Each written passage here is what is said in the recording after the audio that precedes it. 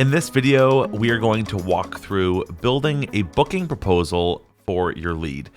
If you remember back to the terminology course that we had, we talked a little bit about what is a booking proposal. And just quickly to reiterate that a booking proposal is a private website that you send to a lead to book you as a photographer. And through that process, your lead, your client can choose a package, they can sign a contract, they can give you their contact information, and they can pay an invoice as well as filling out a questionnaire. It's a little bit different than a booking page, and we'll talk about that later on. But in this video, we're going to run through building a booking proposal for the lead that we've been working with together so far. So I have the lead Heath and Olive Wedding here pulled up, and we're going to use this lead to build out that booking proposal. So I'm going to click the booking proposal button on the left-hand side. And we're going to run through this entire page and walk through exactly how to build a booking proposal. Now, by default, we are in what's called draft mode, meaning that we're still building this booking proposal. To leave draft mode or to publish this and make this available for your client, we're going to click Make Live, but we're going to not do that quite yet. The other option is that if you don't want to send your client a full booking proposal, if you don't want them to walk through this private website to book you as their photographer and you just want to book them manually, you can click this Book Manually button and it will flip this booking proposal around and allow you to book them manually. But for now, we're going to run through using this as an actual booking proposal. So over here,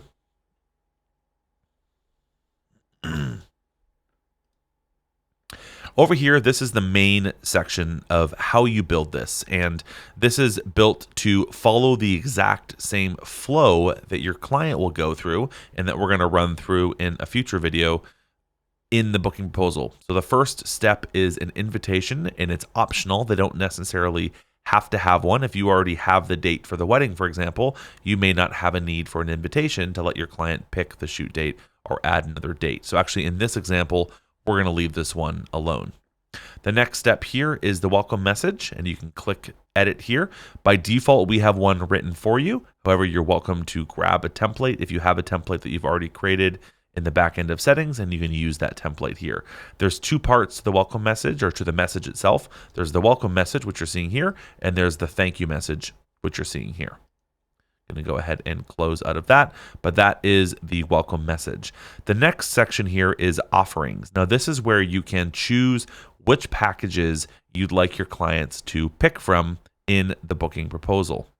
I'm going to first go ahead and choose my price list. And then from there, I'm going to add my offerings.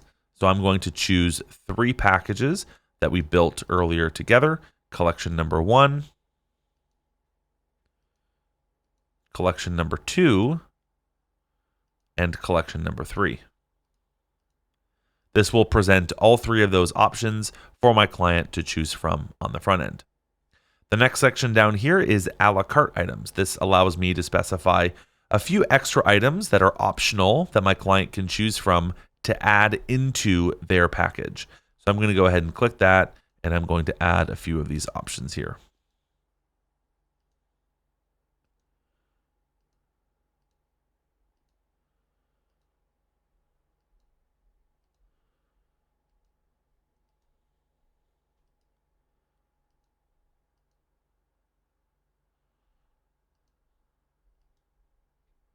Now, some of the things that you're seeing here, you might remember from when we set up our price list. This is the multi or single toggle by default, just so that Sprout knows whether or not this item should be available for your client to choose more than one of, or if they should just choose one of them. And of course, you can change this based on this specific item here, but this is just what the default is.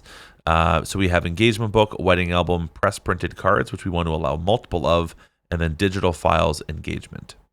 So I'm going to leave that one also as single. Now, one of the things I'm noticing here is this was brought in at $0. I must not have actually set that price. So I'm going to actually delete this, and I'm going to go back into settings and go into my price list and make sure that I've got a price set for that. And there we go. It is $0. So I'm going to go ahead and give that my price. And again, I guess while I'm in here, we see engagement book. There's that booking auto credit, yes or no. Here's that range of photos, 15 to 20, and then allow multiple by default, yes or no. So that was that toggle that I was just referring to in the booking proposal. I'm going to go ahead and close out of this, and we're going to go back into that booking proposal and re-add it.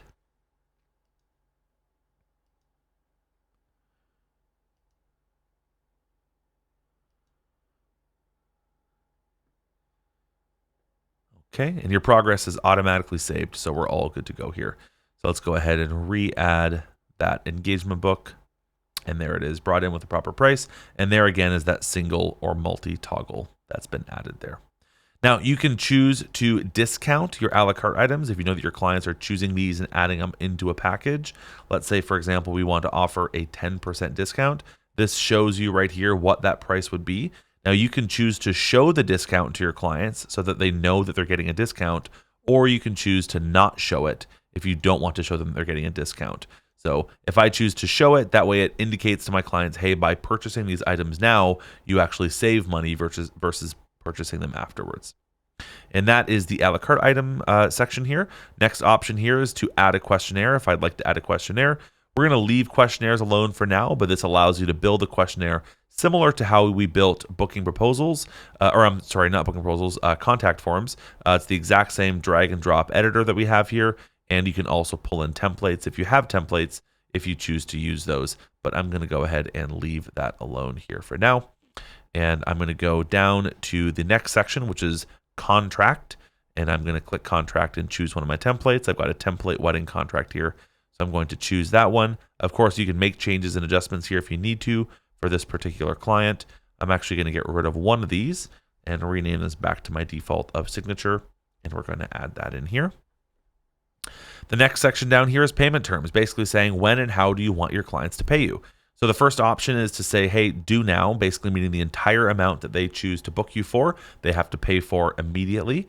The next option is due in, and then you can specify how many days it's due in here. Now, one of the things that I want to go back and walk you through is if I go back into settings over here and then click account and then click preferences.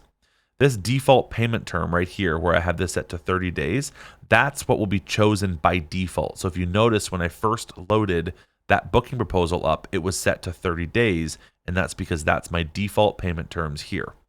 However, if I go back, I can always overwrite that if I would like to. So I'm going to go back into the booking proposal here. And so I've got this now at 5 days. The other option is to choose a payment schedule. Now I'm going to click choose payment schedule, and I'm going to click add, and I'm going to notice that I don't have any added here. So what we're actually going to do is we're going to go and build one in settings. So I'm going to click settings over here, and then under the pricing section, I have payment schedules. And as you can see, there are none added here. A payment schedule is a way for you to create a series of payments that your client must pay and when they're all due. So I'm going to go ahead and click add payment schedule to create one. And I'm going to call this one my wedding payment schedule. Now, a payment schedule is just a series of payments. So I'm going to add the first one, and it basically follows this really simple formula of how much is due and when is it due. So the first thing I'm going to say is I want to have a fixed amount due of $1,500, and I want that due upon order or the booking date. So I can click that and click apply. I'm going to click add payment. I'm going to say that I want a percentage of the remaining total due. I'm going to say I want that to be 50%. And I want that to be due relative to the shoot date. So the options here are relative to the order or the booking date, relative to the shoot date, or just on a specific date. So I'm going to say relative to shoot date. I'm going to say before the shoot date, and I want that to be 30 days before the shoot date. And then the last option that I'm going to add here is the remaining balance. And I want the remaining balance to be due, again, also relative to the shoot date. I want it to be after the shoot date, 30 days. So now this is my payment schedule. $1,500 is due upon booking. 50% is due the month before the shoot date. And the remaining balance is due the month after the shoot date. Now, the other options that I have down here is allow partial payments and overpayments. And if I turn that on, that will allow my client to specify how much they pay when they're paying each of these invoices. So they can pay part of it, or they can actually even overpay. Now, I can also say, do I want to allow partial payments on the retainer, or do I want the retainer to always be $1,500? So in this state right now, where I'm allowing partial payments and overpayments, but I'm not allowing it on retainers, the client will be forced to pay the full $1,500, and then the other two payments, they'll be able to specify how much they want to pay. If I turn this on, they'll be able to specify how much they want to pay as a deposit and for each of those. If I turn both of them off, then they'll have to just pay the amount that is specified for each one of those. I'm going to leave that off for now, and I'm going to go ahead and click Save. Now that we've got that payment schedule built, I'm going to go back into the booking proposal, and we're going to add that to that specific one.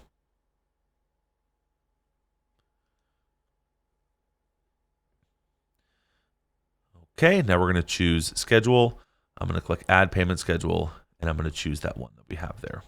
And there we are. So there's the payment schedule. The last or second last option here is to add payment. So if I've already received a payment from this client and I'm now booking them just after the fact, I can add a previously received payment here. In this case, I'm not going to do that, but you can do that. So if you're building this after you've already received something, you can do that there. The last option here is the thank you message, which we've already kind of gone over. That's just the other side of the welcome message, but it's just split out here separately so you can see how it's built out and the flow that it's going to go. So as we kind of run through this, you can see the process that your client will go through. First, they're going to get a welcome message. Then they're going to be presented with offerings. Then they're going to get to choose additional items. Then they're going to have a contract. Then they're going to pay. And then they're going to have a thank you message. And that's the flow your client will go through that you can see easily built out here on the left-hand side.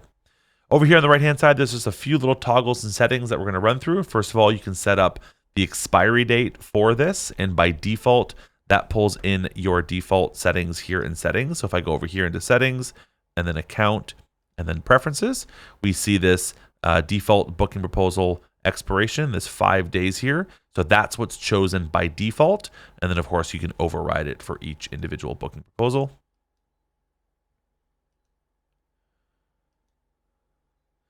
So you can change that to be whatever you'd like that to be here. I'm going to make that 10 days.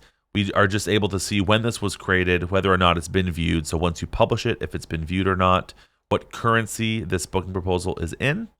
And then if I go down into settings, you can specify a shoot workflow to be applied once this booking proposal is signed and this lead converts to a shoot. I'm going to leave that alone for now. You can specify payment methods. Basically, how is your client able to pay you? If you remember, if we go back into settings here and then into payment methods, we have these default options here, and you can turn things on or off, remove as default or available by default. So whatever you choose here as being available by default will be automatically added by default to your booking proposals and to your orders. Although again, you can override it on an individual basis. So if I click here, you can see here, I can just turn one of these off if I don't want that available, or turn it on if I do want it available. Next is the tax. That's the HST that we set up earlier together. And then the last two options here is, do I want to automatically email a link to this shoot once the client signs it and converts? And then do I want to allow an option for the client to put in a coupon on the front end? I'm going to leave that open just so we can talk about it on the front end. Lastly, there is a notes and logs section here, similar to how we have a notes and logs section up here on the overview here for this lead. We can add specific notes here as we build this. And this is also great for, this is all internal, so your client will never see this, but this is great just for you to have a log of what's happening in your business, especially if you have multiple photographers. Going to send this BP out to the client this afternoon. So I'm going to go ahead and just add that log there, and then we're good to go. So as soon as we are done, we've gone through, we've looked at this, I'm going to go ahead and click the Make Live button. This now lets you know that the booking proposal is live. I can click write an email or skip the email. If I click write an email, this will now pull up your default booking proposal email. Let's actually minimize this and go and take a look at that for a quick moment. If I go into settings and then I click communication and then I click email defaults, you can see here this default booking proposal email, we've got a template chosen here. And what that means is whatever template is specified here is the template that will pop up by default when you go to send this email. Now, of course, you can customize it and tweak it and adjust it, or even apply a different template, but this one is just chosen by default. I'm just going to minimize this and go back into the booking proposal for a moment.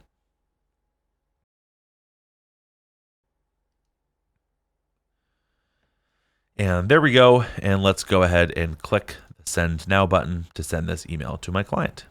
So that is now how we build and send a booking proposal to our clients. Of course, if you want to preview what it looks like, you can click the view button here to view it from the client's perspective. You can click copy link to copy the URL of the booking proposal into your clipboard to send in some other way. And then you can also click the email to send another email if you want to follow up with it. And again, that uses that exact same email that we used previously. Otherwise, from here, you can see here the expiry date is set, the created date is set. If the client had viewed it, you'd be able to see that here. And up here, you can see that because the booking proposal has now been sent, Sprout will reserve this date in your calendar as a conflict so that you know you have an open booking proposal sent to your client and we're not going to double book your date and time there. And so that is how you create and send a booking proposal to your clients using Sprout Studio.